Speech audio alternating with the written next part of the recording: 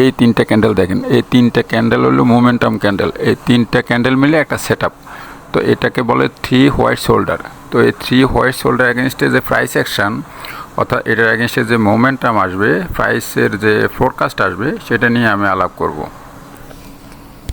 এটার অ্যাগেনস্টে প্রাইস অ্যাকশানটা কেমন হতে পারে আমি পরে আসতেছি।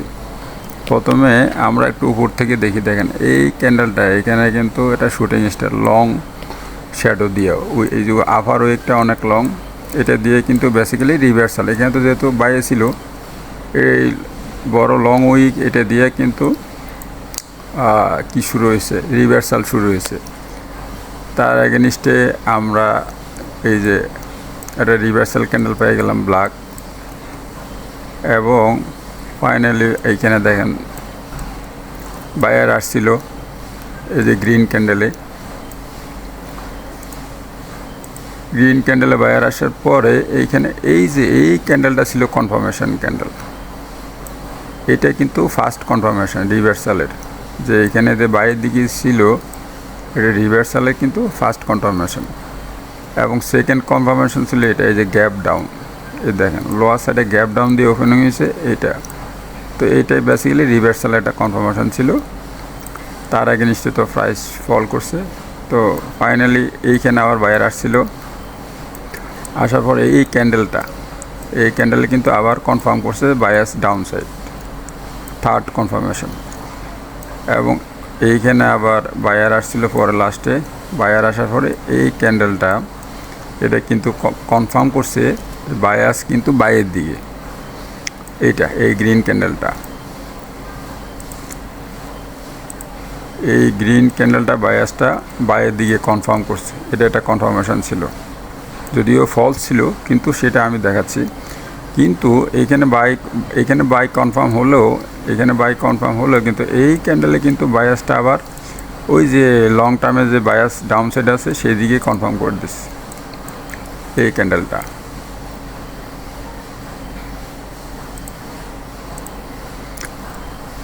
এবং ফাইনালি প্রাইস এদিকে ফল করছে, কিন্তু একবারে সর্বশেষ বায়ার কিন্তু এখানে আসছে। এই যে এই বড় ক্যান্ডেলে, বড় বেয়ারিশ ক্যান্ডেল হইলেও এটা কিন্তু লোয়ার উইকটা ছিল বড়, এখানে কিন্তু বায়ার এন্ট্রি করছে। বায়ার এন্ট্রি করার পরে কিন্তু প্রাইসটা এই যে মোমেন্টাম লস করছে। এখানে যে হাই মোমেন্টাম দিয়ে ডাউন পড়তেছিল, ফ্রি ফল যে হচ্ছিল, সেটা কিন্তু থেমে গেছে। বায়ার এখানে কিন্তু কী করছে,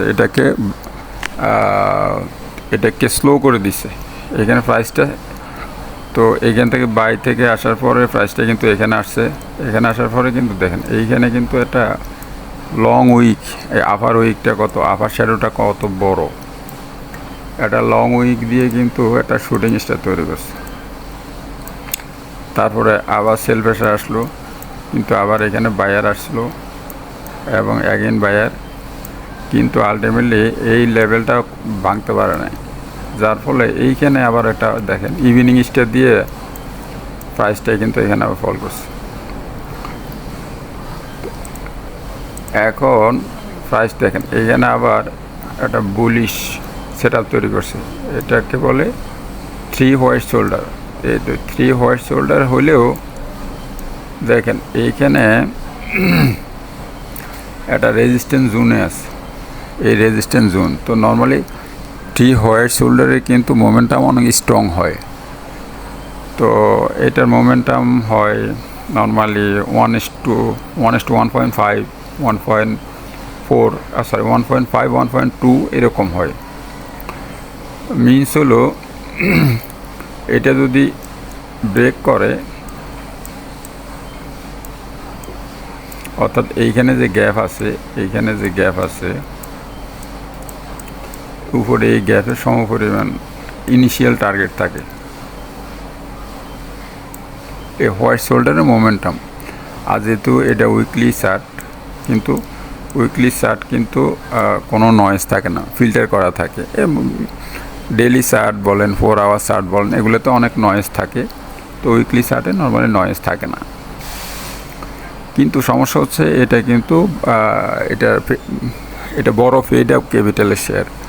তো বড় ফেড আপ ক্যাপিটালের শেয়ার যেহেতু এই জন্য এটা একটা ফান্ডামেন্টালটা একটু দেখতে হবে। তো ফান্ডামেন্টালের মধ্যে আমরা দেখছি যে এটা ডিভিডেন্ড ইল্ড প্রায় 7-এর কাছাকাছি, এবং এটা June closing, probably June closing, এবং ক্যাশ ডিভিডেন্ড দেয়। আর তো ফান্ডামেন্টালের মধ্যে আমরা যদি দেখি এনএবিটা ভালো, এনএবিটা প্রায় এনএবি 53-র মতো আছে, 53, এবং এখানে ডিরেক্টর হোল্ডিং ভালো এবং ইনস্টিটিউট হোল্ডিং আছে। তো নর্মালি আমি ফার্স্ট হলো, যদি এটা আসলে অনেক খারাপ হইতো এটার ফান্ডামেন্টাল, তাহলে কিন্তু ইনস্টিটিউট নর্মালি সাথে থাকার কথা না, আর ডিরেক্টর হোল্ডিংও সাথে থাকার কথা না, যেহেতু ডিরেক্টর এবং ইনস্টিটিউট দুই পক্ষই আছে। তো আমি ধরে নিচ্ছি এখানে পোটেনশিয়াল রিস্ক অত বড় না। আর যেটা ইপিএসের কথা বলে, এটা কিন্তু লাস্ট 2 ইয়ার্স আসলে যে আনস্টেবিলিটি ছিল সেগুলোর ইম্প্যাক্ট আলটিমেটলি, এগুলা যেহেতু এই সেক্টরে বিজনেস বা রেভিনিউ গ্রো করানোর জন্য যে এনভায়রনমেন্ট দরকার, সেটা লাস্ট 2 ইয়ার্সে ছিল না ইন বাংলাদেশ। আর ডিভিডেন্ড ইল্ড 7%-এর মতো, এটা খুবই ভালো, ক্যাশ ডিভিডেন্ড দিচ্ছে। তো যেহেতু প্রাইস কম, এই জন্য ইল্ডটা বেশি দেখাচ্ছে। আমরা যদি দেখি আরও যদি কিছু প্যারামিটার দেখি, এইখানে আমি ইপিএসটা দেখেছি 0.5%-এর মতো, গ্রস মার্জিনটা 77, প্রায় 80%, 78%-এর মতো, এবং নেট মার্জিন 25%-এর মতো, এবং debt to equity ratio 31%। Means হলো কোম্পানির ডেট কম কম্পেয়ার টু ইকুইটি। যাই হোক, যেহেতু এখানে ডিরেক্টর হোল্ডিং ভালো এবং ইনস্টিটিউট হোল্ডিং ভালো, তো ইন দ্যাট কেস আমার কাছে সেরকম বড় কোনো রিস্ক আছে এরকম মনে হয় না। তো এটা আমার আন্ডারস্ট্যান্ডিং, আপনারা নিজেরাই বুঝে নেবেন। তো এই ছিল আপডেট। সবাইকে ধন্যবাদ। যদি অ্যানালাইসিসটি ভালো লাগে, লাইক দিয়ে সাথে থাকবেন। আসসালামু আলাইকুম।